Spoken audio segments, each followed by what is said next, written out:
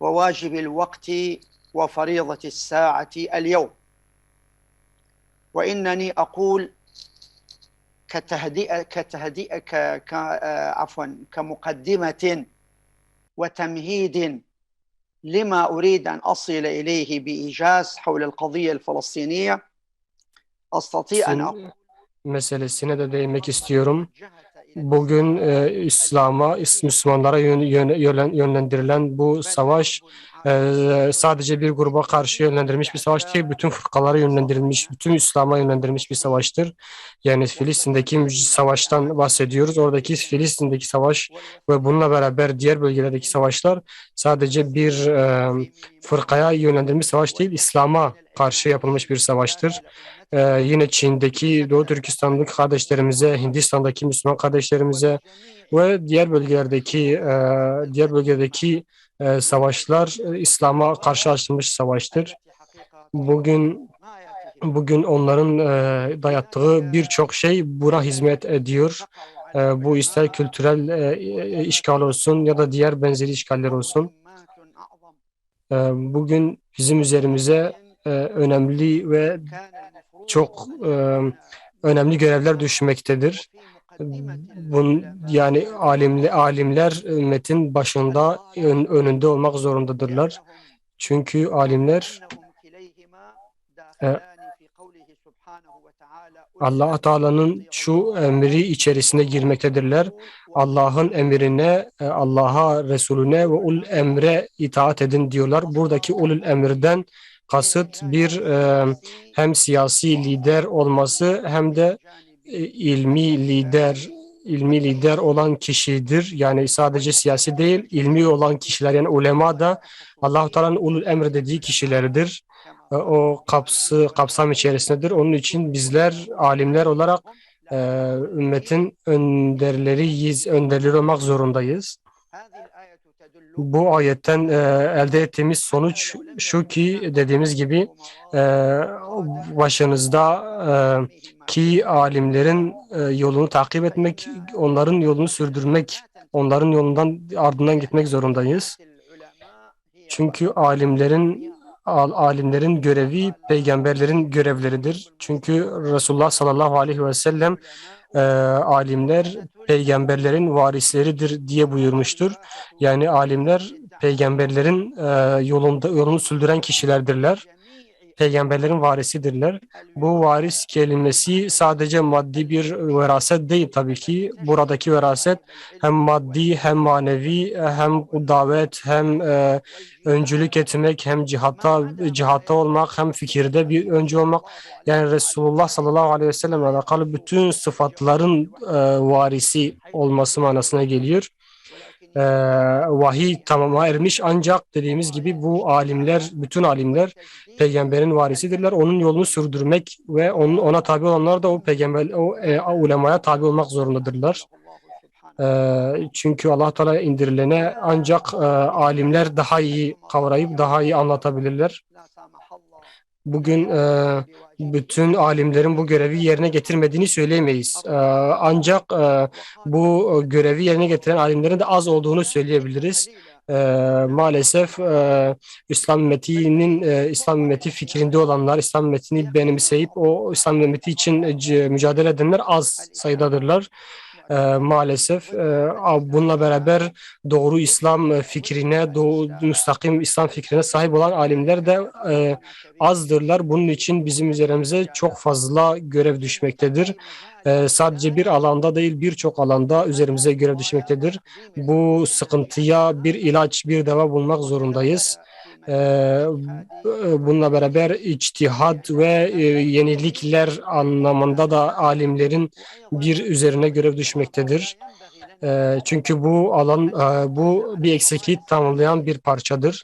Biz sadece siyasilerin üzerine duramayız ya da siyasi adımlar atmakla yetinemeyiz. Çünkü bugün var olan çalışmalar bu şekildedirler. Bugün mesela mizan ilminde ki eksiklerimizin olduğunu düşünüyorum. Mizan ilmiyle alakalı mesela mizan ilmi dediğimiz ekonomik alanı, kültürel alanı, fikri alanı kapsayan bir ilimdir. Bu konuda bizim de bir sözümüzün, bir fikrimizin olması gerekiyor. Bu konuda yenilikler, yeni fikirler öne atabilmemiz gerekiyor. Bunun için biz alimler olarak ya da biz ilme müntesip olan şahıslar olarak bizim bu konularda bir çözümlerimizin genel işlenmiş ve sunulmuş güzel projelerimizin, çözümlerimizin olması gerekiyor. Hem siyasi alanda hem toplumsal alanda hem de ekonomik alanda dediğim gibi birçok alanda bizim sözümüzün olması gerekiyor. Sadece siyasilere bu işi bırakmamak gerekiyor. Bizim üzerimize bir görev düşmektedir. Filistin meselesine gelirken Filistin meselesine değinmek istersek ulemanın, alimlerin Filistin meselesinde çok büyük bir sorumluluğu vardır. Bu Selahaddin Eyyubi ve Nuruddin Zengi dönemine baktığımız zaman o dönemdeki alimlerin yaptığı işleri, çalışmaları herkes zaten biliyor. Tarih kitaplarımızda mevcuttur. Yani Mescid-i Aksa'nın fethinde o dönemdeki ümmetin kalkınmasındaki en büyük adımı alimler atmışlardır. Alimler öncü olmuşlardır. O dönemde yine ulemalar maddi olarak dahi siyasilere muhtaç olmayacak durumda bir pozisyona gelmişlerdi ki bu da onların da kendi bağımsız bir alim portresi çizmeye yetiyordu ki bugün de bize lazım olan budur. Ulemanın bağımsız olması gerekiyor. Yani siyasilerin kontrolü altında hareket eden alimler değil, kendi bağımsız olan alimler olmamız ve bu şekilde bir mücadele etmemiz gerekiyor. Selahaddin Eyyubi ve Nedir Zengi dönemde de bu şekildeydi. Kendileri mesela Nizamul Mulk'ün bina ettiği, inşa ettiği bu nizamiye medreselerindeki proje de buydu. Yani alimlerin bağımsız olması, o alimlerin güncel meselelere ve siyasi meselelere öncülük edebilecek, o meselelere çözümler üretebilecek kişiler olmalarıydı. Ki onlar da o şekilde oldular. Bu medrese hem alimler hem de mücahit alimler yetiştirmeyi hedeflemişti. İşte bizler de bugün temel meselemiz olan Filistin konusunda önemli adımlar ve önemli çözümler üretmemiz gerekiyor. Bizim üzerimizde bir sorumluluktur. Bizler her yerde ve her zamanda bu meselenin, bu Mescid-i Aksa'nın özgürlüğü için bir adım atmamız, onun için çalışmamız gerekiyor. Yine Selahaddin Eyyubi döneminde Selahaddin Eyyubi şöyle buyuruyor, şöyle söylemiş. Biz bütün mescitlerin üzerindeki kirli elleri çekmemiz ve onları kaldırmamız gerekiyor. Mescitlerimiz çiğnenmiş, onları arındırmamız gerekiyor. Bugün elhamdülillah mescitlerimiz evet işgalden kurtulmuşlar. Onları işgalcilerin ayakları altında ezilmiş değiller. Sadece Mescid-i Aksa bu durumda. Belki birkaç mescit orada bu durumdadır. Diğer mescitlerimiz temizlenmiş. Ama buna rağmen Mescid-i Aksa hala bu durumdadır ve Mescid-i Aksa'yı özgürlüğüne kavuşturmak zorundayız. Bizler ilk kıblemiz olan Mescid-i Aksa'nın peygamberlerin toplandığı yere, hatta bütün peygamberlerin döndüğü kıblesi olan mescidi kurtarmamız gerekiyor. Ve biz biliyoruz ki Mescid-i Aksa'nın özgürlüğü, ümmetin özgürlüğü ümmetin kalkınmasıyla beraber olacaktır. Selahaddin Eyyubi de bu şekilde yapmıştır. Biliyoruz ki kendisi Mescid-i Aksa'yı özgürleştirerek ümmeti ayağa kaldırmıştır. Ve Allah Teala'nın yardımıyla başarıya ulaşmıştır.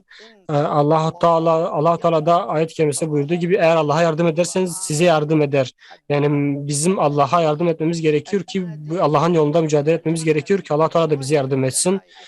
Bizim üzerimizde alimlerin sorumlulukları arasında birçok sorumluluk var dediğimiz gibi birkaç tanesine değinmeye çalıştık ancak yani şeyi unutmamak gerekiyor.